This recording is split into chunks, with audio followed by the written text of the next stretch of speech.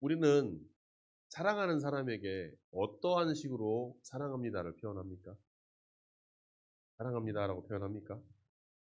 좀 쑥스러워서 말하지 못하는 사람들도 있을 수 있습니다. 그런데 요즘 젊은이들의 사랑 표현은 매우 과감하고 저돌적이죠.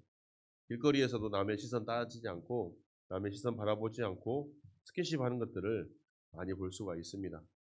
어른들도 사랑을 표현하시는 마음이야 요즘 젊은이들과 전혀 뒤떨어지지 않겠지만 그 표현에 있어서는 조금 조심스러운 부분을 볼 수 있습니다.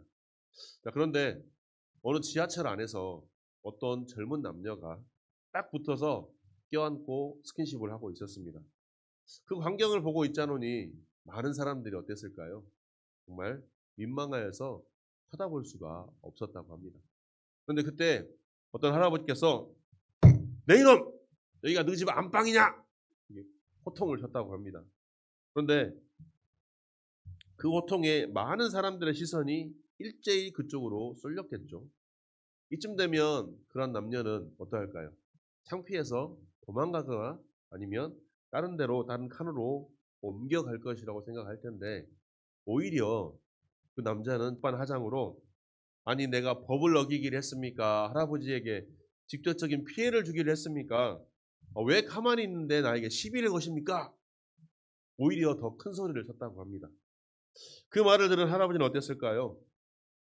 어이가 없고 혈압이 올라서 어른들 혈압 오르면 어떻게 합니까? 뒷목 잡고 아! 뒤 아파라. 자, 오늘 본문의 말씀이 이 아디아포라라는 문제를 가지고 오늘 고린도 교회 성도들이 말하고 있습니다.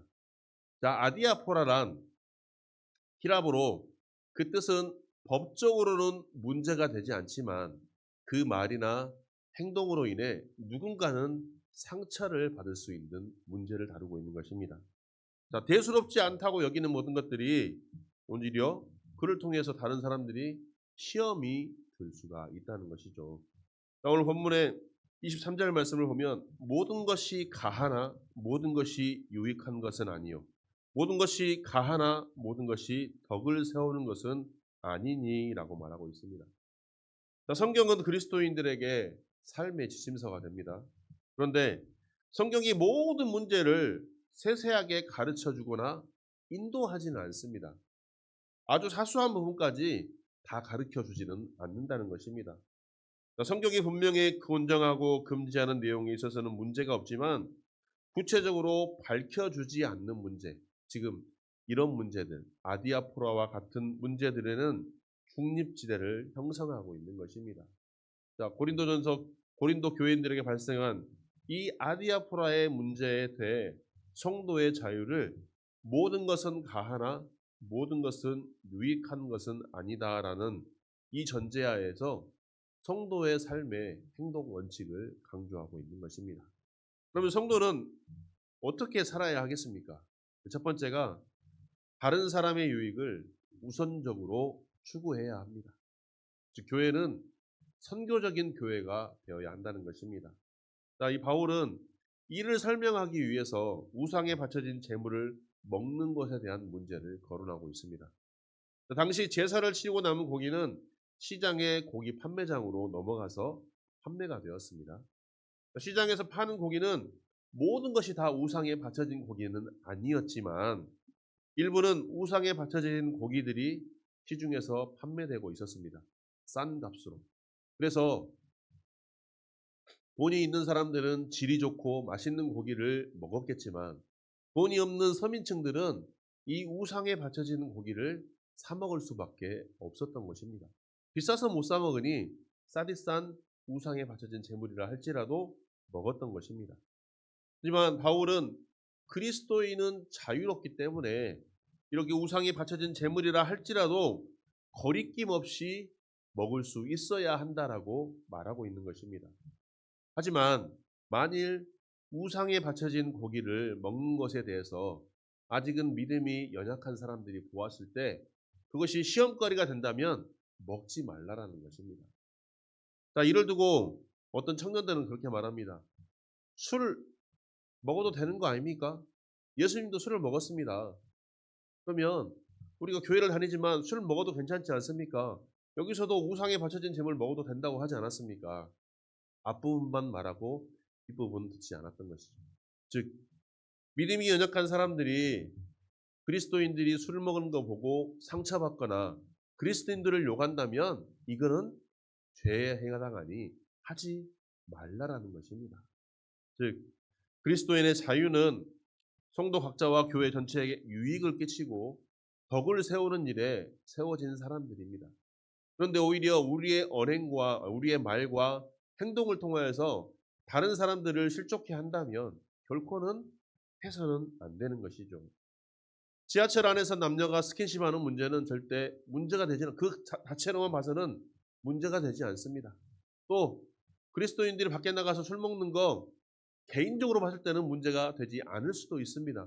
하지만 그를 바라보는 시선이 어떻게 교회 다니는 사람이 술을 먹을 수 있어? 어떻게 교회 다니는 사람이 저런 행동을 할 수 있어? 한다면 이는 분명히 하나님 앞에서 범죄하는 것임을 우리가 기억해야 한다는 것입니다. 우리는 모든 것을 할 수 있습니다. 하지만 모든 것을 할 수 있다고 하여 모든 것이 다 다한 것은 아닙니다. 모든 것이 다 덕을 세우는 것은 아니라는 것입니다. 로마서 8장 1절과 2절 말씀에 보면 그러므로 이제 그리스도 예수 안에 있는 자에게는 결코 정죄함이 없나니 이는 그리스도 예수 안에 있는 생명의 성령의 법이 죄와 사망의 법에서 너를 해방하였음이라라고 말씀하고 있습니다. 우리는 예수 그리스도로 인하여 모든 것을 할 수 있는 거룩한 사람이 되었습니다. 하지만 성도의 자유는 모든 것을 행해도 되는 자유가 결코 아닙니다. 성도의 자유는 죄 앞에서 자유로운 몸이 되었다는 것입니다. 성도가 모든 것을 할 수 있다고 하여서 자기와 다른 사람에게 유익이 되거나 덕을 세우게 되는 것은 아닙니다. 성도는 자기의 행동을 살펴봄으로 인해서 자신의 자유가 공동체의 덕을 세우지 못하거나 유익이 되지 않는 것이라면 결단코 뭐 해야 될까요? 절제하고 하지 말아야 한다는 것입니다. 여러분, 혹시 잔소리와 충고의 차이점을 아십니까? 잔소리나 충고 누구에게나 할 수 있습니다. 왜? 내 경험을 봤을 때 이건 이렇게 하면 안 되니까 보통 부모들이 이런 말 많이 하죠. 자식들에게 잔소리도 하고 충고도 많이 합니다. 그런데 오늘 성경 말씀에서 모든 것이 가하나 모든 것이 유익한 것은 아니요. 모든 것이 가하나 모든 것이 덕을 세우는 것은 아니다라고 말씀하고 있습니다. 아무리 좋은 충언도 아무리 좋은 잔소리도 듣는 사람 입장에서 그것은 유익하거나 덕이 되지 않을 수도 있다는 것입니다. 그러면 이를 위해서는 어떻게 해야 될까요?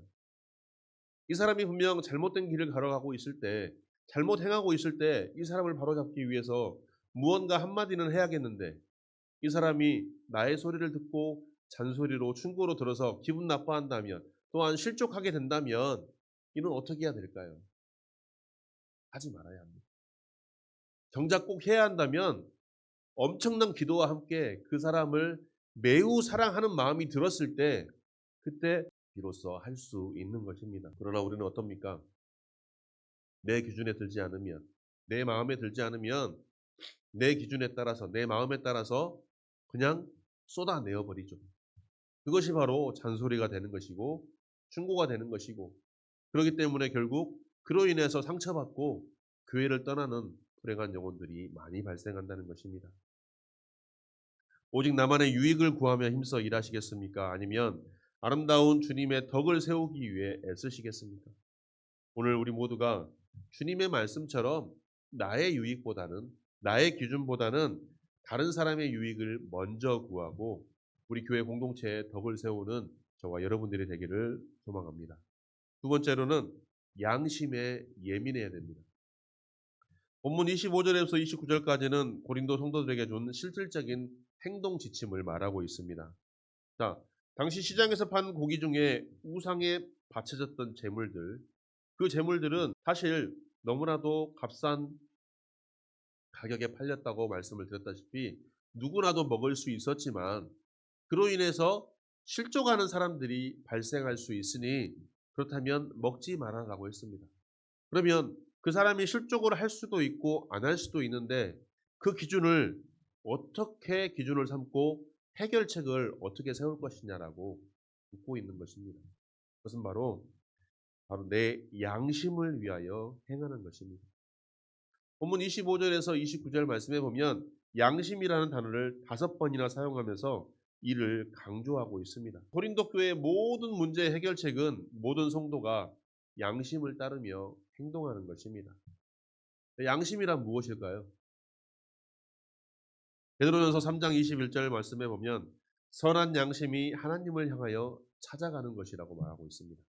또 로마서 2장 15절 말씀에도 양심이 증거가 되어 선악을 분별한다라고 말하고 있습니다.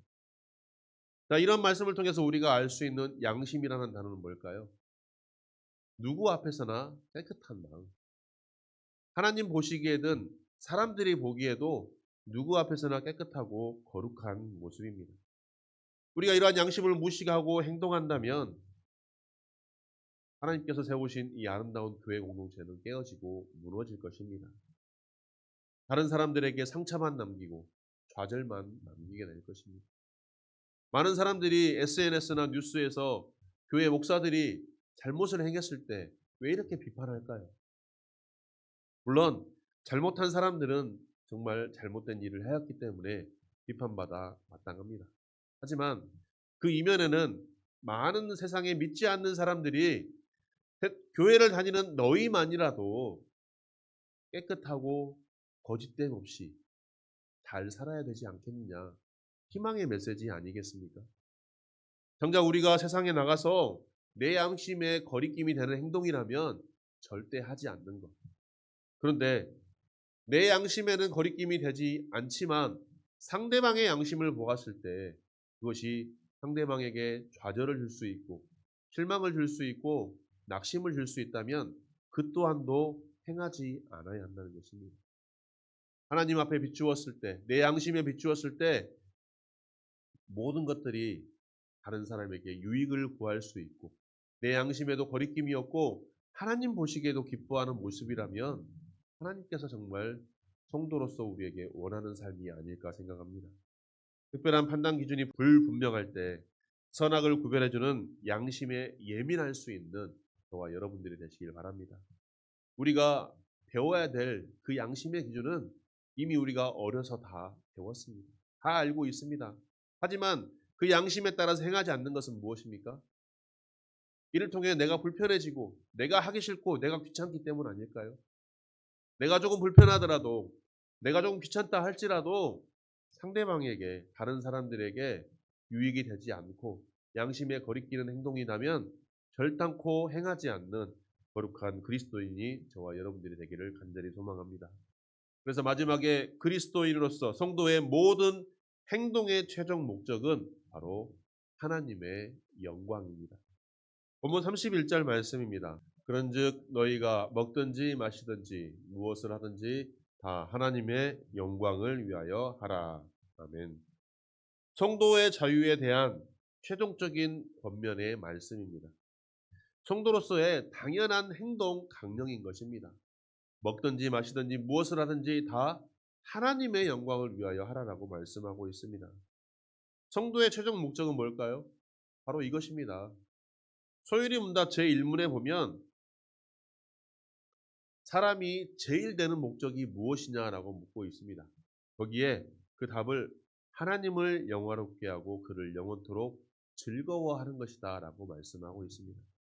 나의 삶 속에 무엇을 행하든 간에 하나님께 기쁨이 되고 하나님께 영광이 된다면 모든 것이 다 다한 줄 믿습니다.